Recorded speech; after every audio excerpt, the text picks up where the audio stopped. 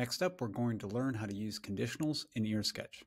In this lesson, you will learn how to create conditionals in Python, how to execute different blocks of code using a conditional, how to use the input function with conditionals, and how to use conditionals in EarSketch.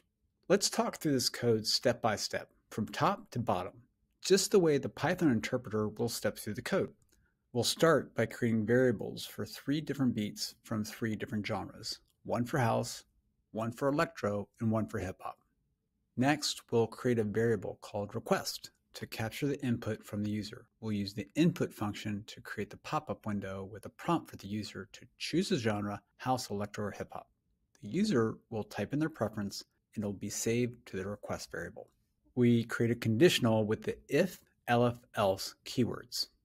So the syntax is like this. If request equals house, in quotation marks because it's a string, followed by a colon, indented 4 spaces, main beat equals house, tempo equals 120. Equals in Python is a way to say, does this equal that? It's not saying the request equals house, it's asking.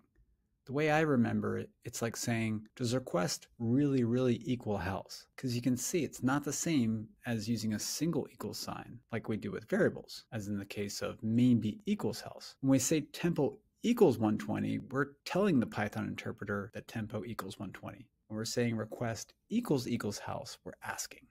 Python will interpret this code like this. Check the value of the request variable, which is the variable that captured the input from the user. If it's equal to house, then create a variable called mainBeat and assign the value of house to it. House equals yg underscore house underscore drums underscore 1. So now that's what mainBeat equals. Next, I'll create a variable called tempo and assign the value of 120 to it. If request does not equal house, the Python interpreter will move to the next block of code below. Elif request equals electro. You can think of elif in plain English like this. If request does not equal house, then check this next. Python will interpret these instructions in the same way as the previous block of code.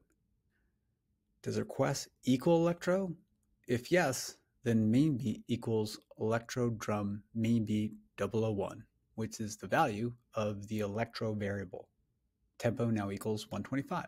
Now we get to else. You can think of else as being the action that the Python interpreter will take if request does not equal house or electro. If the previous statements were false, do this.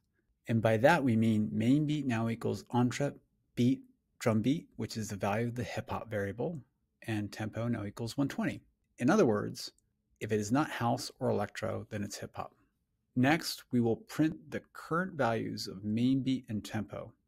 This will help us debug the code later on. We will use the setTempo built-in function in EarSketch.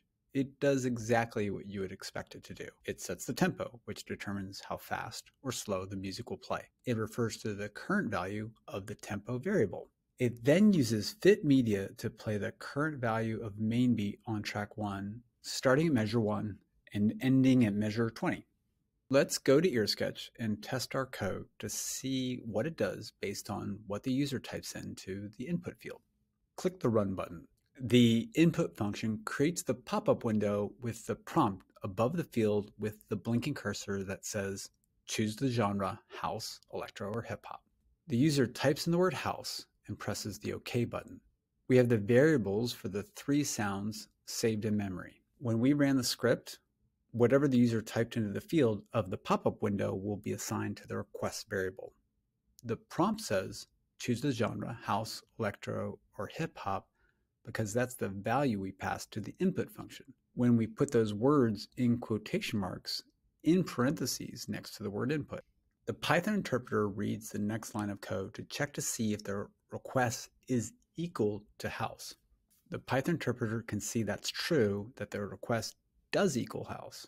It goes to the next line and it reads the instructions. MainBeat now equals house.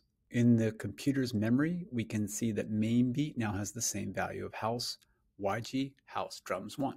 On the next line, the tempo variable is created and it's set to 120. The Python interpreter does not need to check the rest of the conditional to see if the request equals electro because it already has the answer. it ignores this part and it doesn't even look at the code. It skips down to line 30. It follows the instructions to print the value of main beat. So we see the value of main beat on the display below. Next, it interprets the instructions to print tempo. So we see 120, which is the value of tempo on the display below. Next, it interprets the instructions to set tempo to 120. When we play it, the tempo will be 120 beats per minute. It then follows the next line of instructions, which places YG house drums 1 on track 1, starting at measure 1 and ending at measure 20. Let's listen to what it sounds like.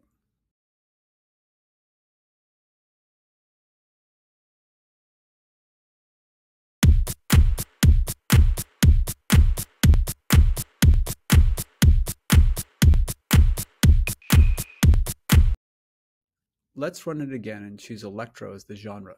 Click the run button. This time we'll type in electro as our user input to see what happens in EarSketch. The Python interpreter reads the next line of code to check to see if request is equal to house. The Python interpreter can see it is false. The request variable equals electro, not house. It doesn't execute the next two lines of code, that block of code. It ignores it completely because it only would have executed the code that is indented here if request equals house. It skips to line 23. The Python interpreter reads the next line of code to check to see if the request is equal to electro. The Python interpreter can see it's true. The request variable equals electro. It goes to the next line and reads the instructions. The variable main beat is created and now it equals electro. In the computer's memory, we can see that main beat now has the same value of electro. On the next line, the tempo variable is created and it's set to 125. The Python interpreter ignores the next block of code below the else statement. It skips down to line 30. Remember, Python is reading the code from top to bottom. Once the Python interpreter finds a conditional statement that's true, it does not check the other conditions. It follows the instructions to print the value of main beat, so we see the current value of main beat on the display below. Next, it interprets the instructions to print tempo, so we see 125, which is the value of tempo on the display below. Next, it interprets the instructions to set tempo to 125. When we play it, the tempo will now be 125 beats per minute. And then it follows the instructions on the next line, which uses fit media to place electro drum main beat 001 on track 1, starting at measure 1, ending at measure 20. Let's listen to what it sounds like.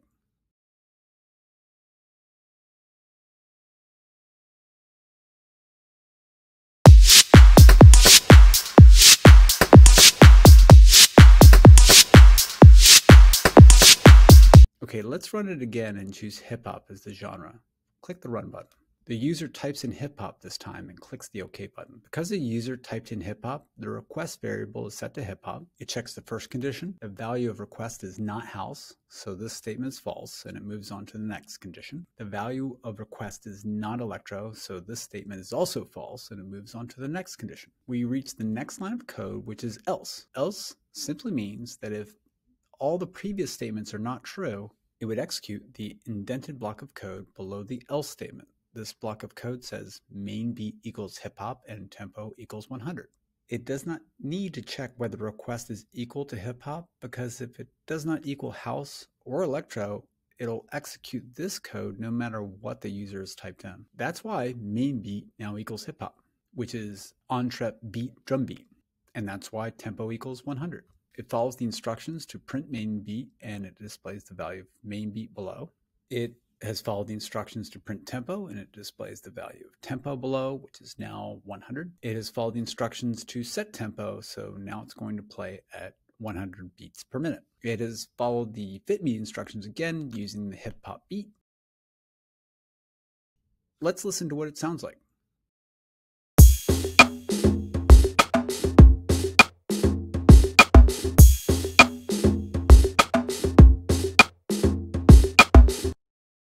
What if the user didn't type in house, electro, or hip hop, and they just typed in random letters in the pop-up window like P, D, D, Y, Q, E?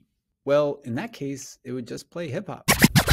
Wait, what just happened? It checks if request equals else. The statement's false and it moves on to the next condition. It checks does request equal electro. This statement is also false and it moves on to the next conditional statement.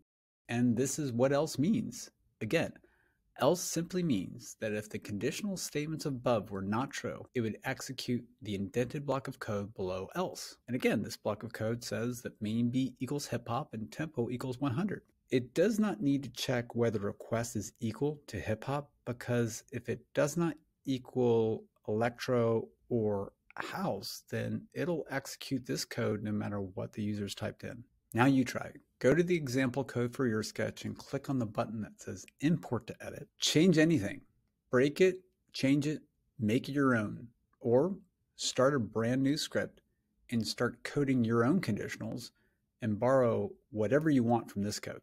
In this lesson, we learned the coding concept of conditionals, the syntax for conditionals in Python, how to execute different blocks of code using a conditional, and how to use input with conditionals in EarSketch. We'll see you on the next video of Breakbeat Code.